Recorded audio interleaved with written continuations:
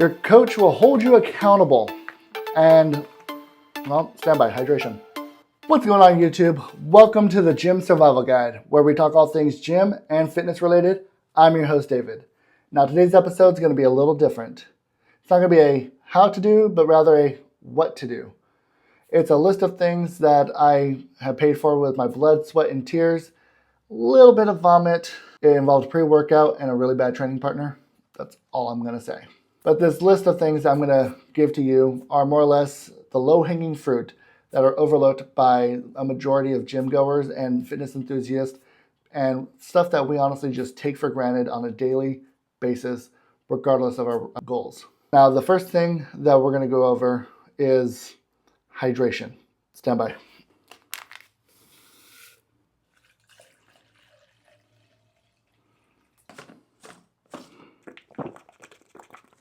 Sorry, you have to lead by example, especially when you're trying to give people advice. Hydration. Now, unlike me, most people fell asleep during high school biology. One of the things we learn in there is that your cells are made up of 70% of water. That's right. We're not just talking about fluids in the body, but fluids in the cell. Your cells are comprised of 70% water, and if you're dehydrated, that means your body is in a weaker state, and you can't meet the goals or the demands of your goals that much more, and it affects your recovery. Drink water and get enough hydration in your electrolytes.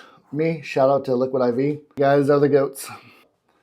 After hydration, the next thing that we will talk about is sleep.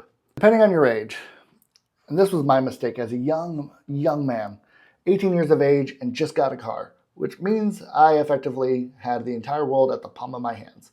I slept a total of maybe 3.5 hours a night for like 6 months. And I got so mad when I was in the gym and I thought I was killing it, which by the way, I was not. And I was like, why am I not seeing results?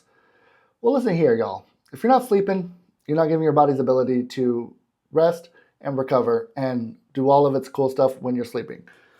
What does your body do when you sleep? A couple things that really stick out to me is the waste that your body produces throughout the day. It flushes it out, such as lactic acid.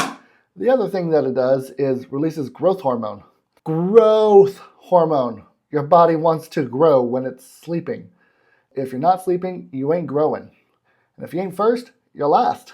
Ricky Bobby. Get sleep, guys. Don't be silly. Don't be a silly goose. Hydration. Third of my list is going to be nutrition. Well, depending on your goal, you're going to need adequate amount of food to be able to accomplish it.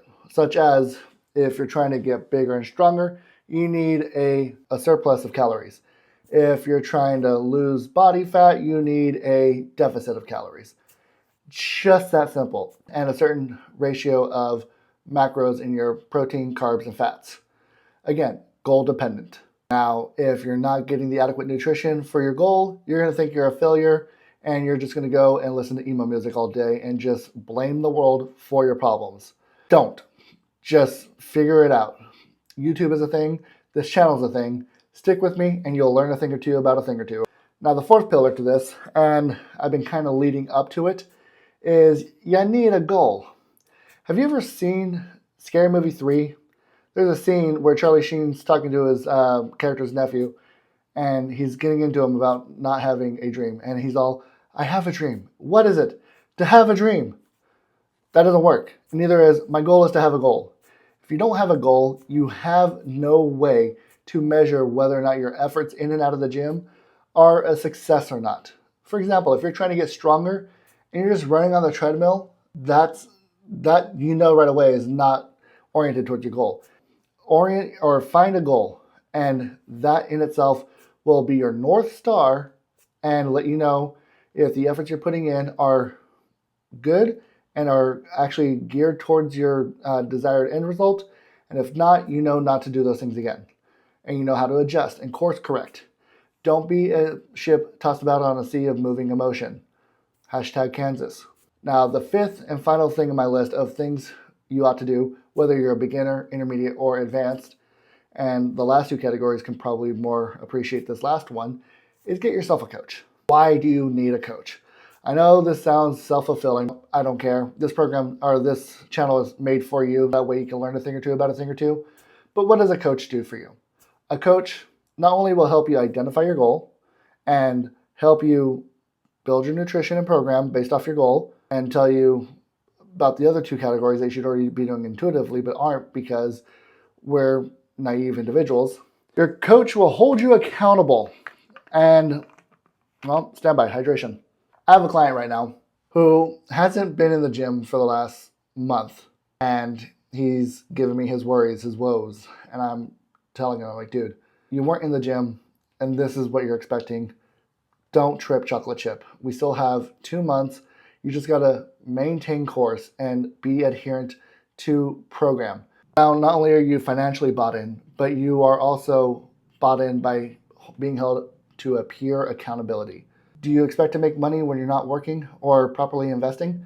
No, you don't. Why would you expect anything in your fitness goals to change if you're not changing?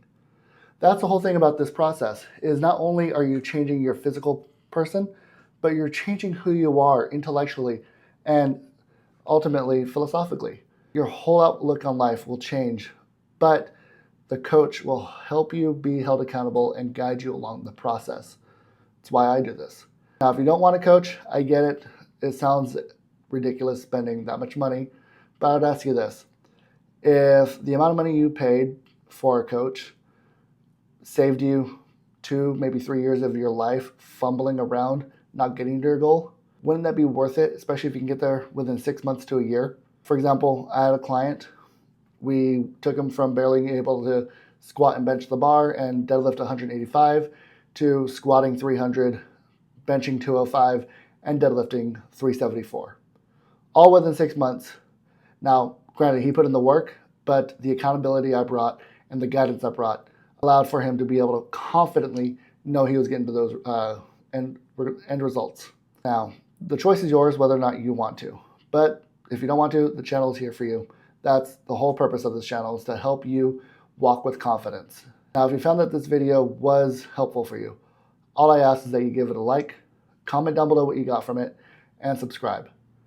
And if you know anybody in your life that can benefit from this, I just ask that you send this to them. Who knows, they might heart emoji it back because you were thinking of them, and you guys be like, aw, but bring them into this community. Make them a fellow survivalist. And let's show them that ordinary training can lead to extraordinary results, and it doesn't have to even take that long. But until next time, guys, the set is yours. Peace.